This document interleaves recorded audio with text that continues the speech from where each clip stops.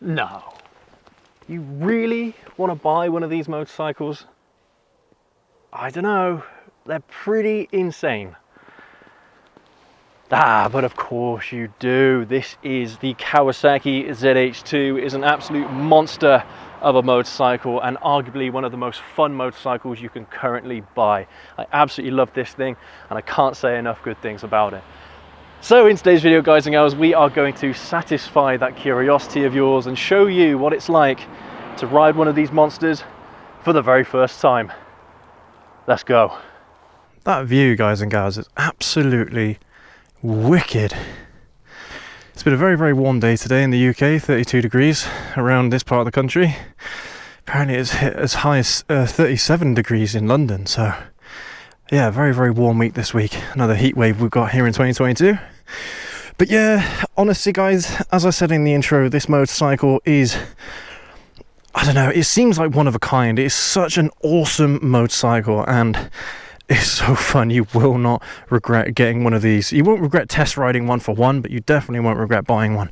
They're so amazing. All right, so this video is going to follow the exact same format as our ZZR video, the first time you ride a ZZR. I'll leave that link in the top corner for you if you want to watch that one afterwards. And so we're going to go over the bike a little bit. We're going to go down the road, turn around at the roundabout and come back here, and then we'll have some final thoughts. All right, so let's jump on the bike. Now I've actually got it in gear at the moment because this is a bit of a downhill, so let's just turn on the ignition. Now before we go anywhere, if you are a rider like myself where you're not used to all this tech here, because this stuff's fairly new. I mean, you know, motorcycles started having this stuff about 4 years ago, really, at least on the mass market anyway. You might have been able to find some outliers that had this stuff before then, but yeah, it's only been in the last few years or so that this stuff has been fairly standard.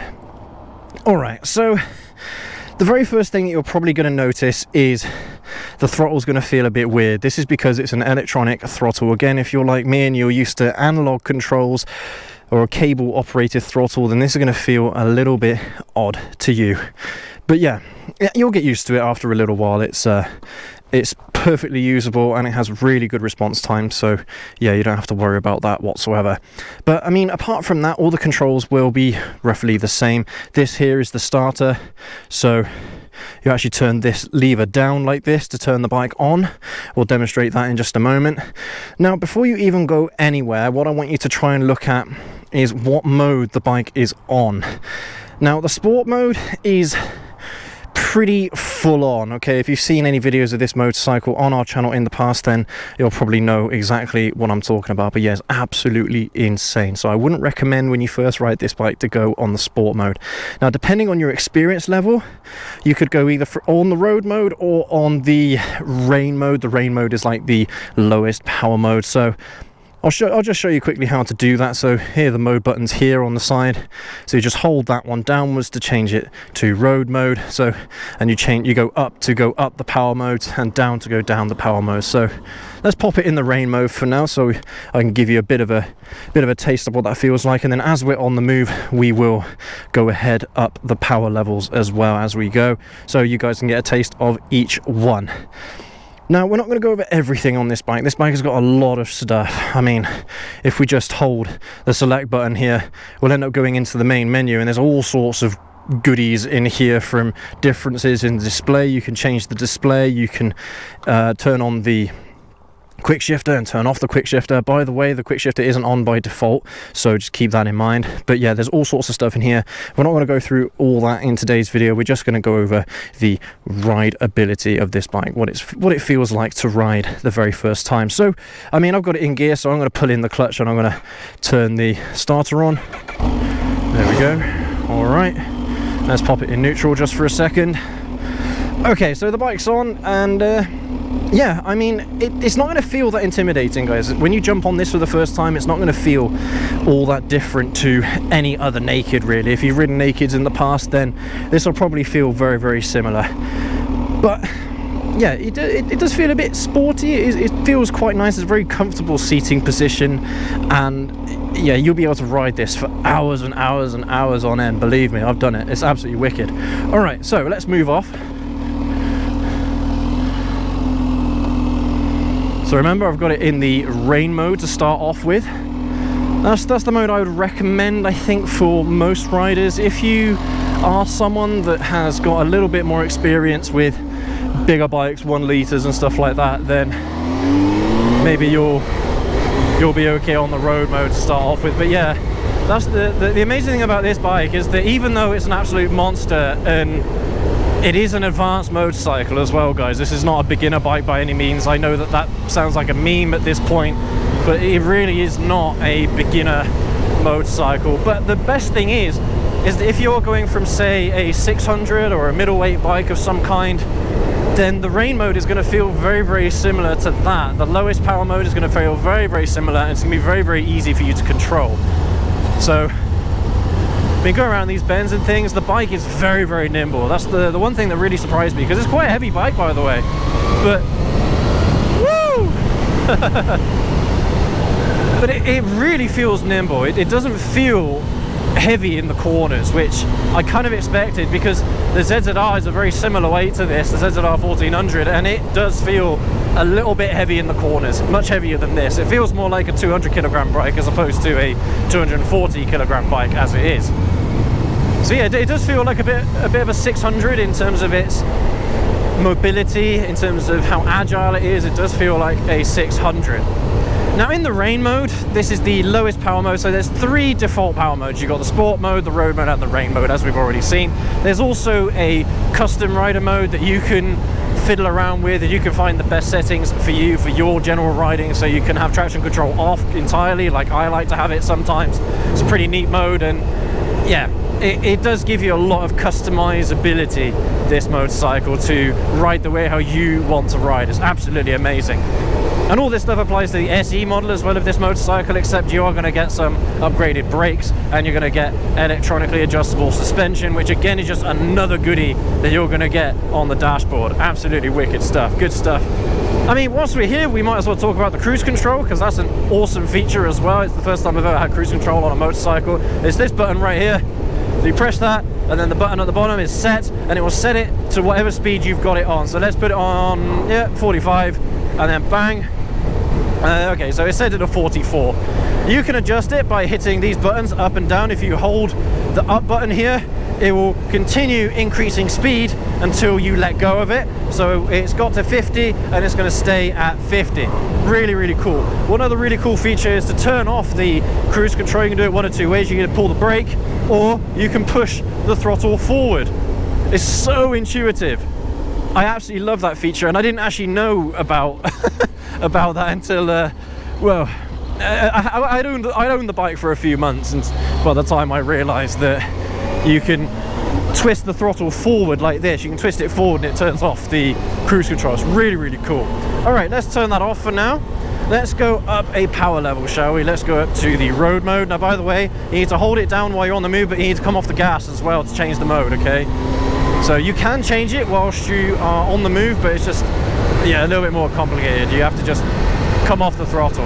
All right, now you'll probably feel this mode is going to be entirely different, woo, to the rain mode. It feels really, really good. The road mode, it feels like quite a big jump, but I believe it's 50%, 75%, and 100% for the rain, road, and sport modes, respectively.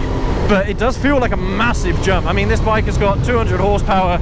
It has a butt ton of torque, 130, 140 newton meters of torque. It's absolutely wicked, and you can feel it even in this mode, guys. I mean, that's the thing. This bike, when you start going up them power levels, it turns into an absolute wheelie monster. It's absolutely insane, but it's so much fun. So much fun. I mean, this is where the bike really comes into its own, around these twisties here in the road mode or in the sport mode. Is absolutely wicked. I mean, coming around these bends pretty hard here, you will find yourself scraping the foot pegs. You cannot lean this bike over as much as maybe you'd want to, which is a bit of a bummer, but I mean, to be fair, it is kind of like a sport touring seating position, so I'm not that fussed about that, really. I mean, I'm not going around trying to drag knee all the time, but yeah, you're going to find it very difficult dragging knee on this motorcycle with the stock setup. But I mean, yeah, let's try and turn in here. Let's see if I can demonstrate what I mean here. But yeah, it's still awesome in the corners, and yeah, like I said, because it's so nimble, But like that throttle response just really goes, man. That throttle response is absolutely wicked. Okay, so the corner here isn't quite sharp enough to drag knee, or to scrape the foot pegs, but yeah, if you go into a corner pretty hard, you will find yourself scraping the foot pegs a little bit, but something to keep in mind. But yeah, I mean, we're actually running out of road already, guys. I can't believe it, running out of road. But I really want to show you the sport mode. So what we'll do, we'll get around this bend here, and I'm going to turn it into the sport mode. This is the mode. This is the mode where the bike just transforms, man. Like, the road mode is absolutely epic. It's absolutely insane, and it's a hell of a lot of fun. And for most people, I think the road mode is enough, you know? But this mode here, this is where it's at, guys, right here. All right, I mean, if you want to experience this bike at its fullest, then this is the mode that you want right here. I'll give you a bit of a taster. Let's go here. All right, here we go. You ready? 3, 2, 1, go. Woo! Woo! Whoa! Holy shit! Oh, that's what I'm talking about, guys. And that wasn't 100% throttle either. That's how crazy this bike is. That was not 100% throttle, man. Oh, even in third gear, man, the front wheel just wants to come up. And that's the thing, this bike just wants to keep pulling. It keeps pulling. You have torque throughout the entire range, which is absolutely wicked thanks to that supercharger. The faster the crankshaft turns, though, the more torque you get, the more boost you get. It's absolutely wicked. So you feel it at the mid-range, you get like an extra bump in power at the mid-range. And then at the top end, you get even more bump in power at the top end. It's so cool. It's so amazing. Oh, guys, it is so wicked. So wicked. And this is the mode. This is the mode that you want right here. If you're brave enough, anyway. I mean, fourth gear, yeah, you're kind of giving up a bit of that torque there in fourth gear, so you're not going to be able to get those wheelies unless you pop the clutch and what have you, but you know what I mean. But yeah, God, this bike is just, it is ridiculously fun. Ridiculously fun. And I'm not even making that up, guys. I'm not lying to you here when I say how fun this motorcycle is. It is just out of this world fun. And then of course you got the sound of that supercharger, which just makes me giddy, and it will make you giddy as well the first time you hear it. I'm hoping that you guys heard it just then, that pull, but here we go. There you go, did you hear that? It's so cool, it's so unique, it's so cool, and you can feel the bike sucking in as well. You can hear it sucking in, rather. You can hear it like trying to suck in air for that supercharger. It is so good. So good. I mean, that's the party trick of this motorcycle right there, is the supercharger. Because, I mean, it basically transforms this bike. It turns it from, I don't know, like a normal 1 litre to, I don't know, I don't even know what the pressure could be in the cylinders at maximum PSI from the supercharger, but it probably increases the practical displacement that the motorcycle has, you know, because you're forcing more air into the cylinders and more fuel into the cylinders. So yeah, you're getting a lot more bang for your buck.